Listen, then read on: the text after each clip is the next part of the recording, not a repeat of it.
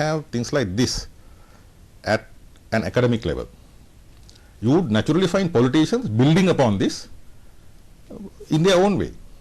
Now, you found politicians coming out with stories, for example, that this was circulated in emails. That is why I say this whole campaign was based on misinformation, which is an extremely dangerous thing. It doesn't serve anybody's purpose.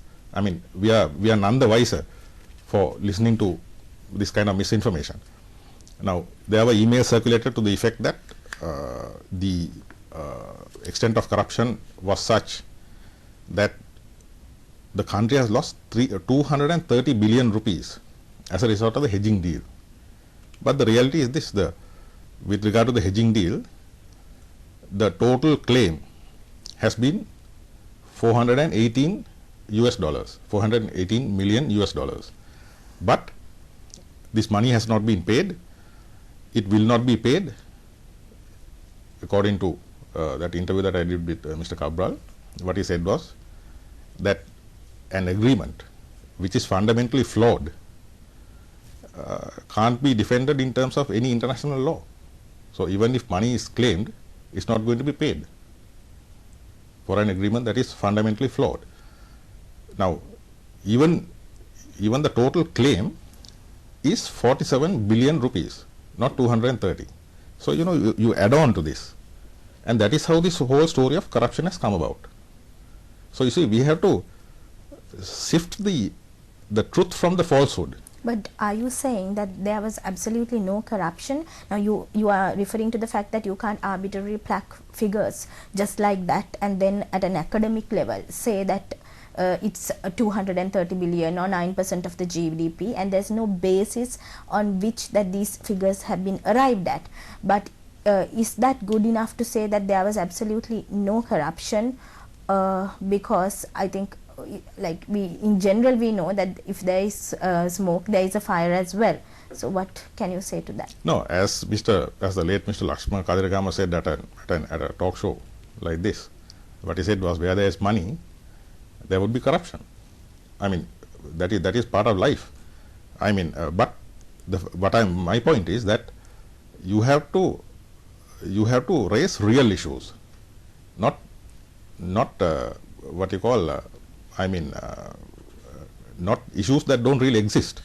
Now, nobody has paid 230 billion over the hedging deal. You know, such a sum of money doesn't exist anywhere. Nobody has paid that. Nobody has claimed that. Nothing has happened.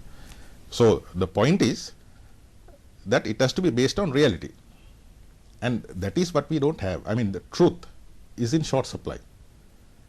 You know, so there has to be short supply, because now I think everyone in at least Colombo to the urban areas who were using emails got that mail saying Menna Rajawada, and there was a list of corruption claims that was listed there saying this was the amount of corruption.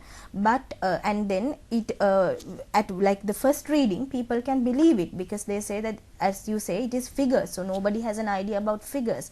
Nobody knows how these figures have been arrived at. They are being said that okay, 230 billion from the hedging deal, so on and so forth, and each and every person read that mail. But if you are saying truth was in short supply, why wasn't it sort of, at least email campaign is not the best way to say that, but now you are saying the hedging deal, the true figure that could have been is 47 billion. So why wasn't these facts sort of told to the public? No, we did. Now, for example, now we are a private media organization. We can't use this rubbish that was being circulated.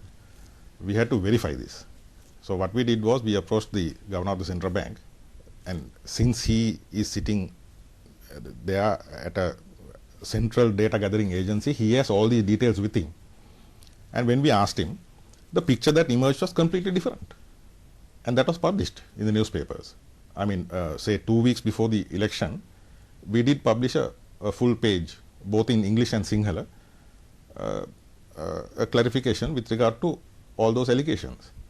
Because you have to first see whether there is any substance in these, because corruption, remember this, I mean, it's not only just an economic issue, it's also a political issue.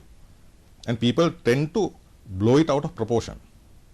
And that is what you have to be careful about. because you can't really slay imaginary dragons. If a dragon doesn't exist, you can't slay it. So it has to be based on reality, and because this can introduce an element of instability into the country as well. Because as Mr. Cabral said in that interview that he had with me, now once people mention a figure of 9% of the GDP, it may go around. People may see this on the internet, people overseas. Then investors may think twice about coming here. Because if corruption is at that level, so these falsehoods can have enormous effects on the economy. So that is why I feel that it has to be based on reality, and something has to be done about this whole campaign of misinformation during elections.